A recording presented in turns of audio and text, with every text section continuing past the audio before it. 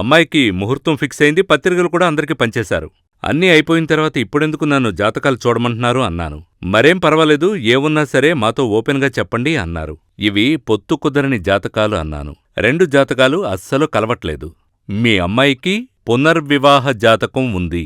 పెళ్ళయిన తర్వాత ఏదొక సమస్య వల్ల వాళ్ళు విడిపోతారు. ఇది అమ్మాయి జాతకం. ఇక అల్లుడి జాతకంతో కలిపి చూస్తే 1 నెల కూడా కాపురం చేయలేరు. మహా అయితే 3 నెలలు, ఆ తర్వాత విడిపోతారు. అమ్మాయి తిరిగి పుట్టింటికి వచ్చేస్తుంది. ఇలా అని చెప్పాను. ఆయన భార్య ఏడవడం మొదలుపెట్టింది. ఏంటి స్వామీ ఈ విధంగా చెప్తున్నారు? మేము చాలా చోట్లకు వెళ్ళి చూపించాం. వాళ్ళందరూ చూసి బావుందని చెప్పిన తర్వాతే మేము ఈ పనులన్నీ చేశాం.